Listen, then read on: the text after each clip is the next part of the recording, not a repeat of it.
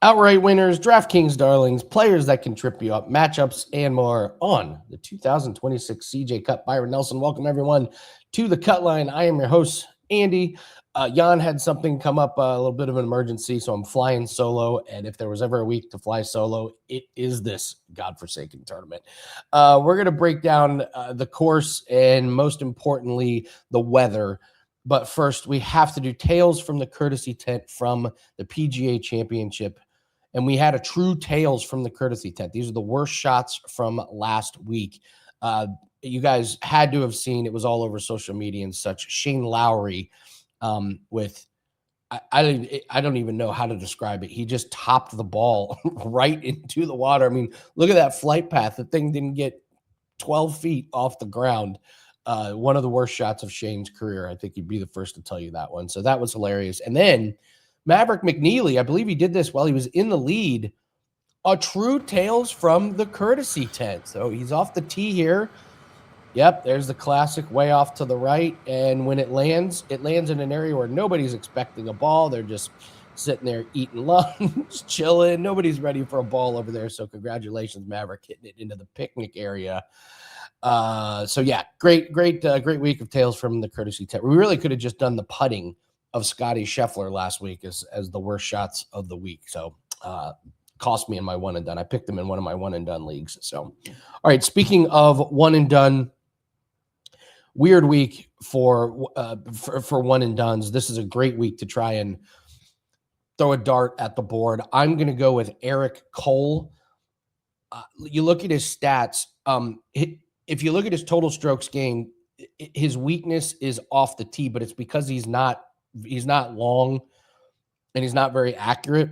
And I don't think it matters at this course. There's not a lot of penalty for being wayward, but you look at his stats across the board, plus 0.32 tee to green, plus 0.22 approach. And here's a big one, plus 0.72 putting and plus 0.69 around the green. So his short game is really, really good. In a very weak field, this is a putting contest. So I'll roll the dice with Eric Cole, and we'll also talk about him in Draftkings Darlings. So Eric Cole will be my one and done. All right, let's take a look at the course. But first, we got to talk about the weather. We're recording this on Tuesday. There is a chance that they may not get this tournament in. Thursday, supposed to be thunderstorms. Friday looks to be clear, but then they have thunderstorms in the forecast for Saturday, Sunday, Monday, Tuesday, Wednesday, and Thursday. So expect delays across multiple days. And even if the weather is bad on Monday or Tuesday, this could be a shortened tournament. Do not be surprised if they try and put 3 guys in a group and now they're teeing off on 1 and on 10 to try and get this tournament in. But keep your eye on the weather because it could be a pretty big problem. So, all right, let's take a look at the course. TPC Craig Ranch.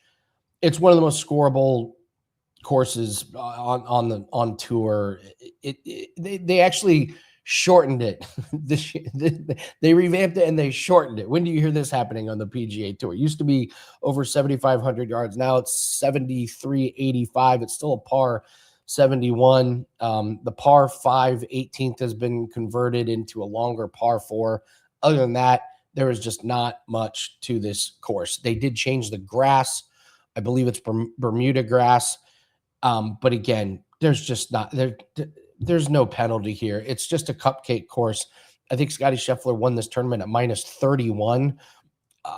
The weather's going to determine how much golf we get in, if we can get a full tournament in. But when it rains and these greens are soft, expect these guys to be throwing darts. These are not very difficult greens. So this is just a pretty easy course for guys to go low.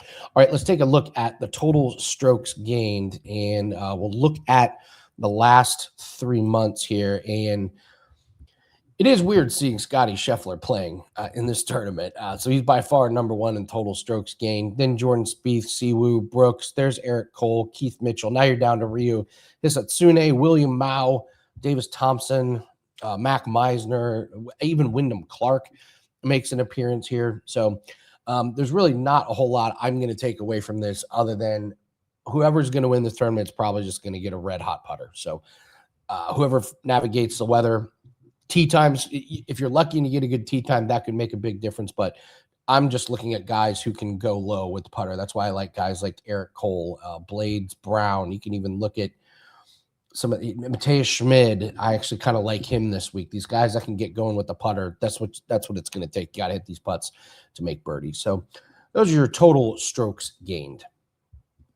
All right, let's do players that can trip you up. Last week we did McIlroy, DeChambeau, and Rahm.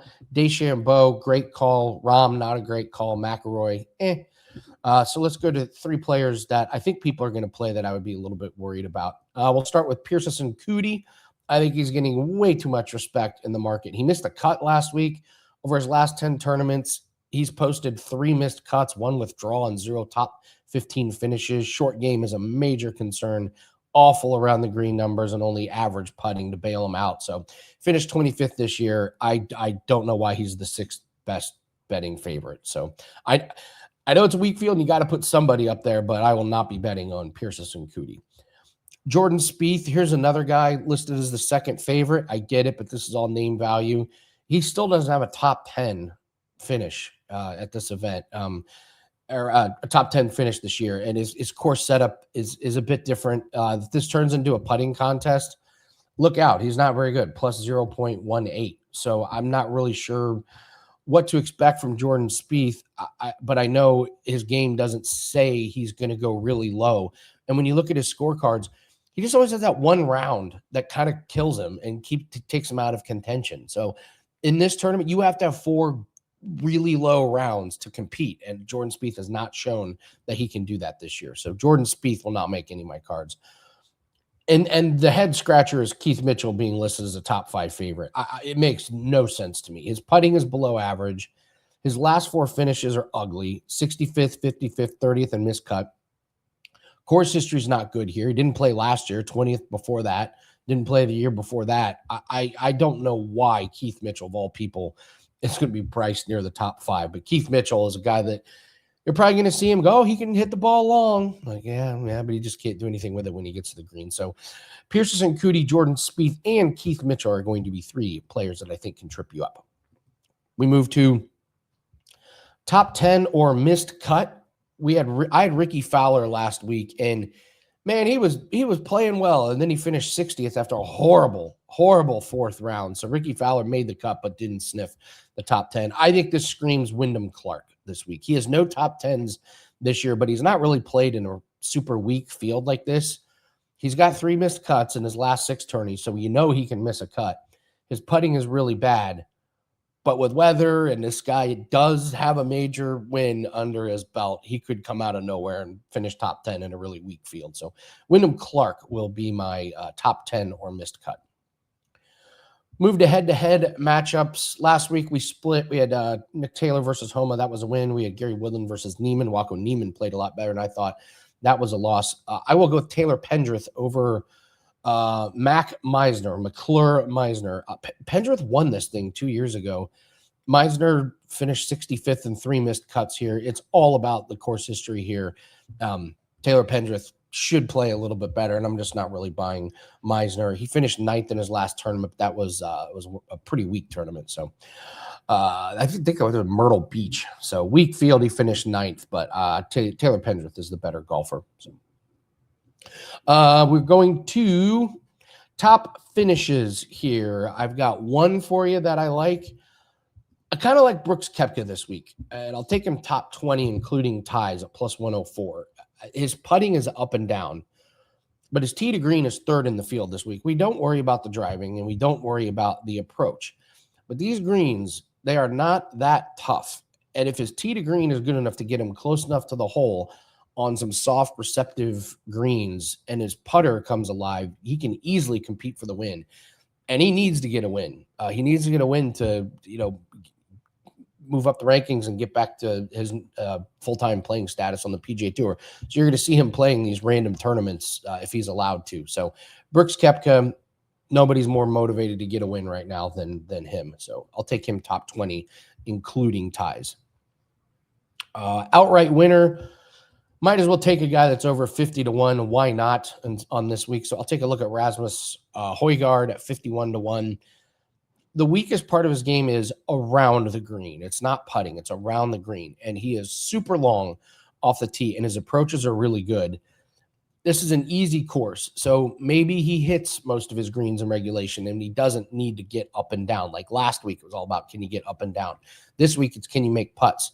Well, his putting is plus 0.23, super long off the tee, setting up good approaches. So Rasmus Højgaard at 51-1 would be a sprinkle on a long shot outright. We got DraftKings Darlings. While we're doing that, if you could, please hit the like button and leave us a comment below. Hope everyone had a great PGA Championship. We hit our 5% play, but we were awful in the daily plays. Just got smoked. We thought the course was going to play easy. It did not. The greens really, really tripped up the guys. It surprised everybody. So we're looking for a bounce back week. We need one for sure.